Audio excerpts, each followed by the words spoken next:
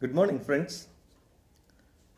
Today we are going to deal with a small poem, My Mother at 66, written by a famous poet, Kamaladas. She was born in 1934 and unfortunately we lost her sometime 2009, sometime in May in Pune. She was born in Kerala and she was recognized as India's foremost poets. Her works are known for her originality, versatility, and indigenous flavor of the soil.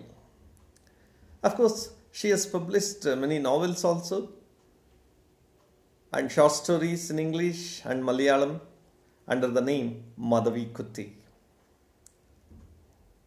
My Mother at 66, this poem, deals with the modern world's untold agony of the parents as well as the children.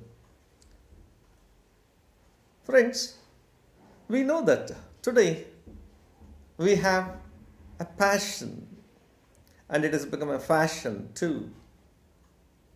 Every parent wants their children to go abroad and earn a lot of money, and every parent takes it as a pride. And we know that how painful it is after some time when our own children stay back, when we long for their company. What about the children? Are they not feeling pain of separation from the parents? Yes, they do. But why do they stay abroad, far off places? Only for the sake of money? No, friends. Sometimes the society demands. Sometimes it so happens that is the trend of the day. And most of the times we are forced to swim along the stream. And we will not be able to swim against the stream. We will be odd one out. We will be left behind. Yes, anyway, we will go through this point. Let's see what is the agony, what is the untold agony that we need to face as a parent and as children. Though it's a short poem, we can say that it's a single line poem. Kamaladas has used one long line, of course with a lot of punctuations, but it's only one line poem. We'll read out. Driving from my parents' home to Cochin last Friday, nothing. Driving from my parents' home to Cochin last Friday morning, I saw my mother beside me, doze, open mouthed, her face ashen like that of a corpse, and realized with pain that she thought away, and looked but soon put that thought away, and looked out at young trees sprinting, the merry children spilling out of their homes. But after airport security check, standing a few yards away, I looked again at her, wan, pale as late winter's moon, and felt that old familiar ache, my childhood's fear. But all I said was, "See you soon, Amma." All I did was smile and smile and smile. Friends, the plot or the theme is quite simple. Let's see. Driving from my parents' home to Cochin last Friday morning, I saw my mother beside me, doze, open mouthed, her face ashen like that of a corpse, and realized with pain that she thought away. Wonderful line it appears to be. As usual, a daughter who has come for vacations, maybe for a long leave from her work, she has to go back. She has to leaving her aged mother behind. Do you think she is happy to go away? But it is a part of her duty that she has to go away. But see, while driving from her home to Cochin airport, from where she would fly abroad, what she sees, I saw my mother beside me, doze, open mouth, her face ashen like that of a corpse. Such a painful thought. Mother has grown old. Her face is bleached because of weakness, because of the senility that she is undergoing. Her face is dull and she is dozing. Why she is dozing? Of course, because of the age, because of the tiredness, because of the domestic burden that she has shouldered in the absence of her daughter. And of course, the journey fatigue also may be. And she's dozed and open mouthed, like that of a corpse. It's a terrible thing. Aged mother, with her open mouth, with a dull bleached face, she appears to be a dead body. She looks as if she is dead and realizes with pain. Daughter who is going abroad, who is flying from Cochin airport, at once she felt so much pain to imagine a dozing mother like a dead body. And she thought away and looked, but soon put that thought away. But soon put that thought away. Poet was terrified for a while. She was so agonized, imagining the death of her mother. And she wanted to come out of that gruesome feeling. She wanted to have a change. She wanted to chase those thoughts away. What did she do for that? She's driving. She's in a car. She's in a closed car. Look here. With pain that she thought away and looked, but soon put that thought away and looked out at young trees sprinting, the merry children spilling out of their homes. See once again, looked out at young trees sprinting and merry children spilling out of their homes. What's happening here? What did she look at? It's quite contrasting. What she witnesses inside the car, a mother appearing like a dead body, like a corpse, dozing, and outside, see, young trees sprinting, young trees running, the receding past. Yes, as car moves ahead, the trees recede past. See, there with the bubbling vitality, it's a young trees, friends. It's a young trees. Young trees here represent youth, vitality, bubbling enthusiasm. This for a while gives such a thought to the poet that, yes, she is young and she has to grow. And she wanted to keep herself from senility.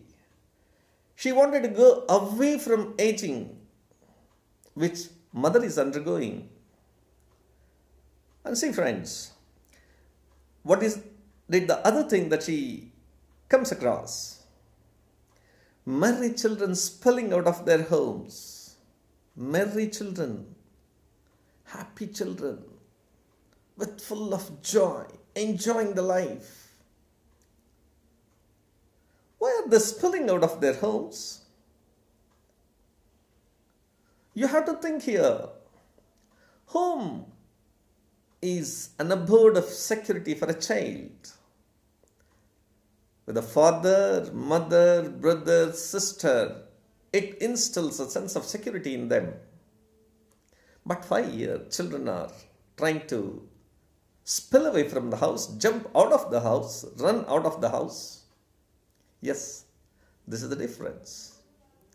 What we think as a security, what we think as a protection, the grown-up people, the children think that it is a barrier for their freedom.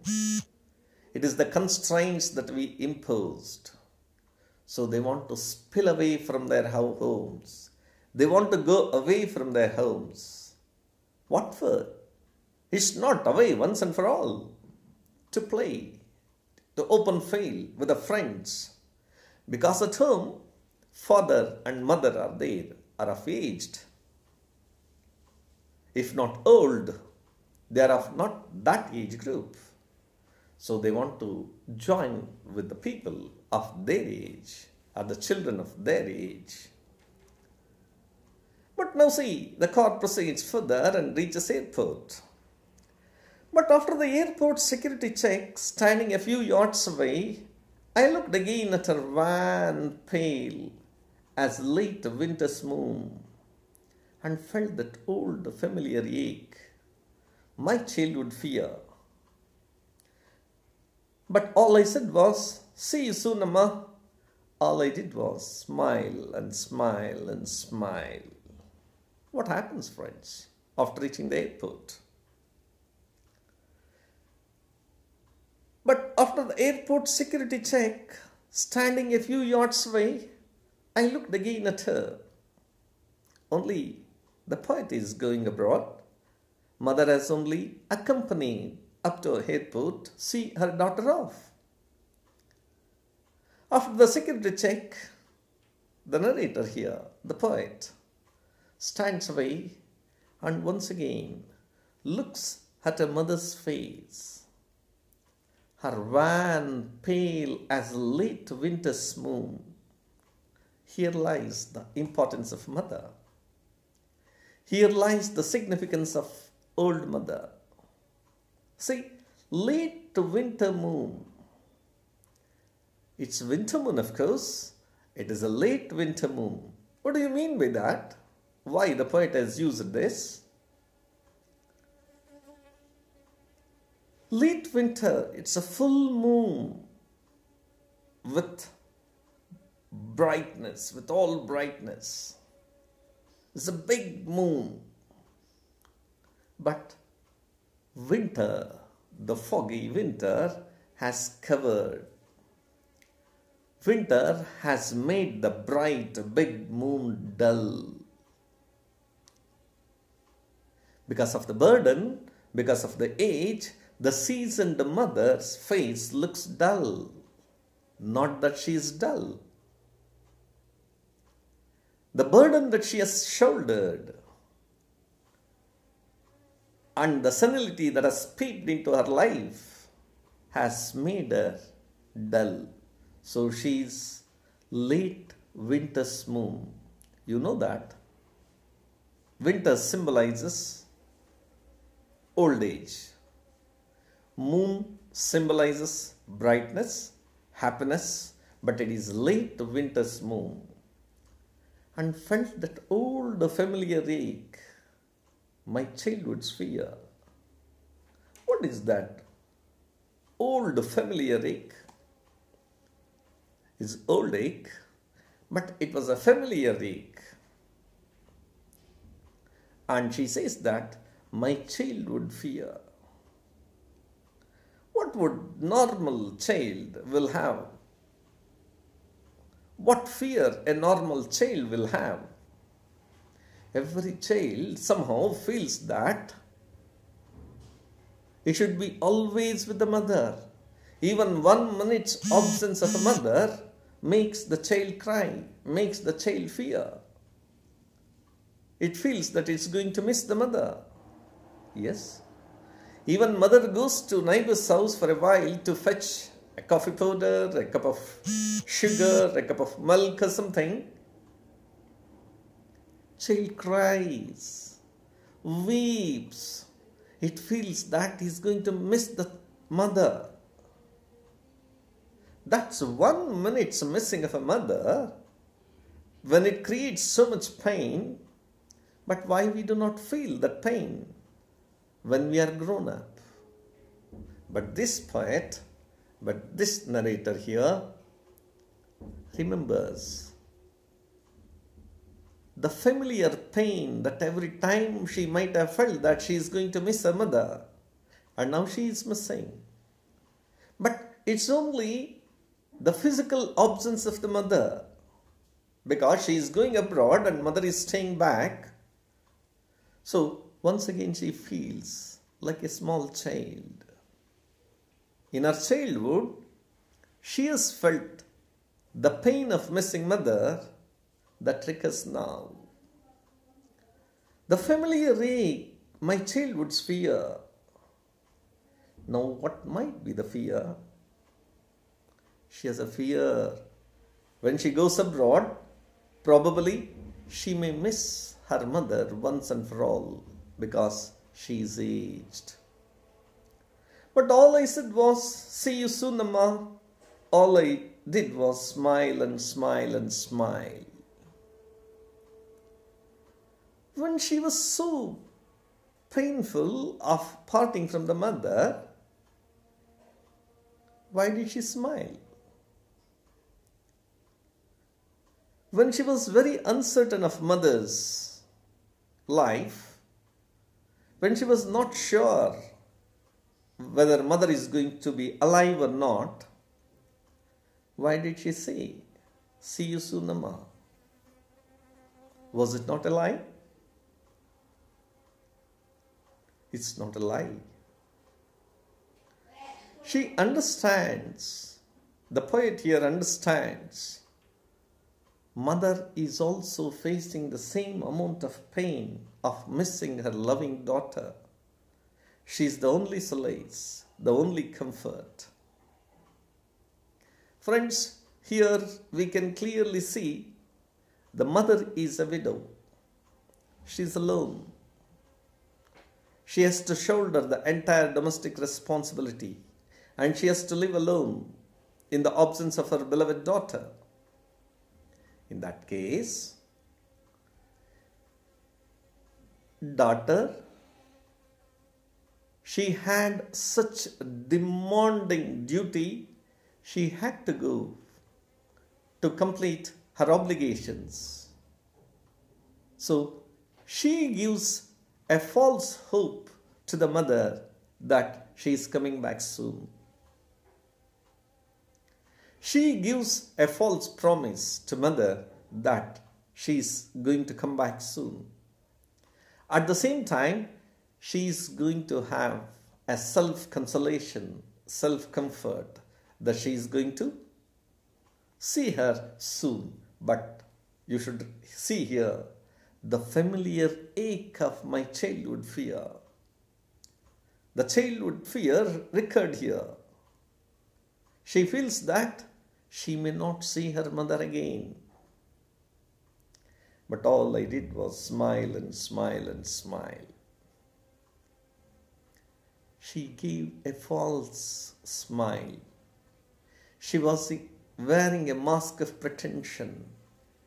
Friends, you should understand, it's not a pretension to cheat the mother, but to instill, but to put heart into her, so that mother doesn't feel bad, doesn't grieve, doesn't have pain. Mother understands that at least her daughter is going happily away. At least daughter is happy, so that she will have one consolation. If daughter also cries while parting, what would the mother understand? Her pain would be further intensified. She feels much more painful. That's why here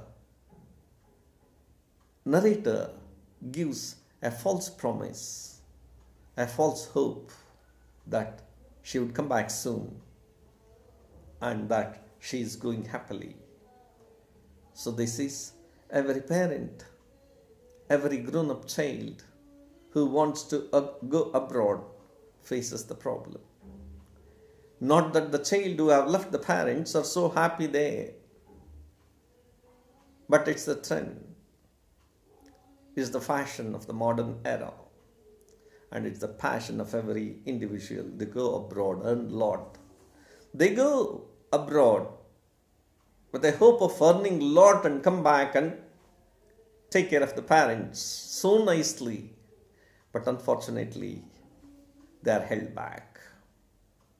The attractions there, the trends of the modern era hold them back.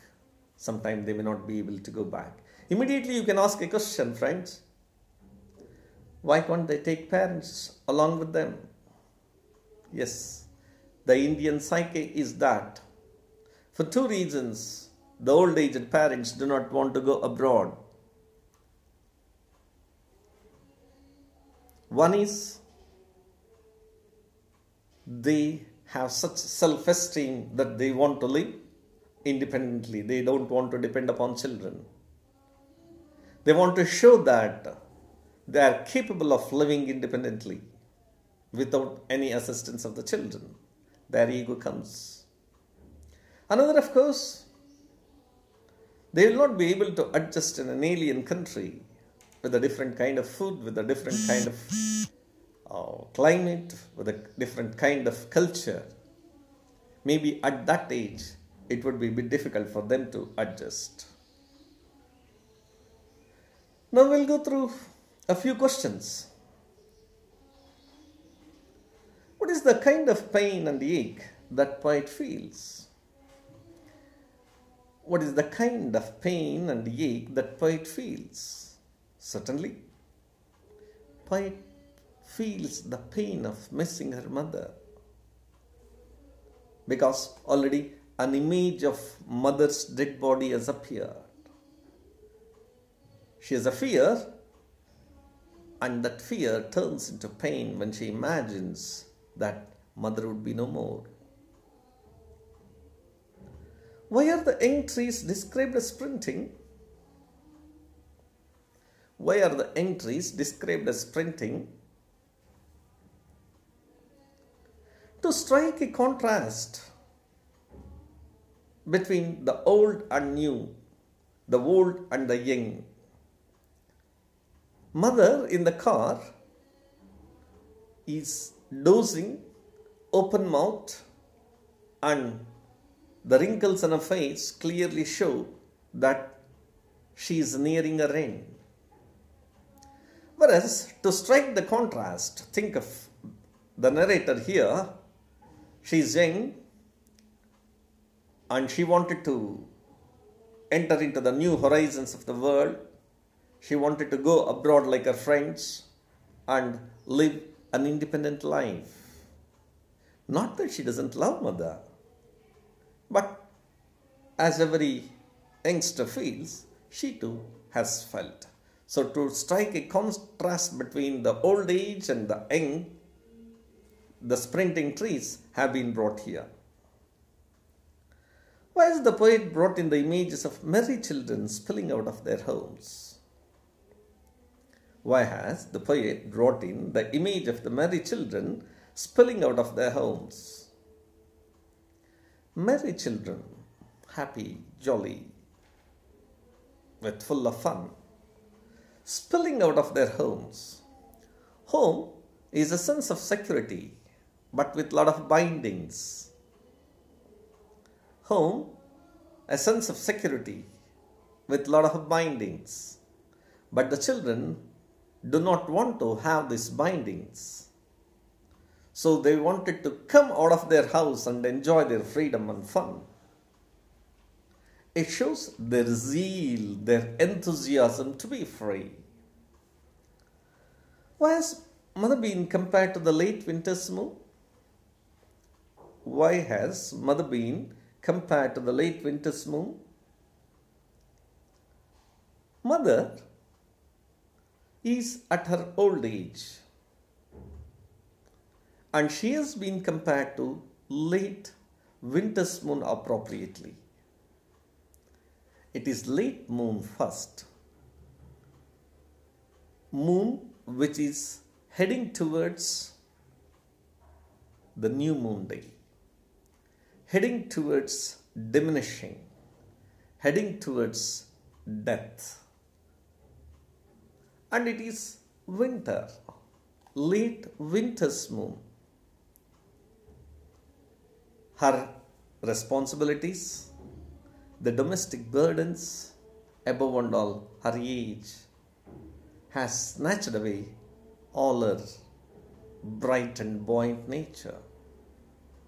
So, a seasoned mother who was maybe bright and buoyant during her youth has lost the charm in her old age. What do the parting words of the poet and her smile signify? What do the parting words of the poet and her smile signify? The smile and parting words,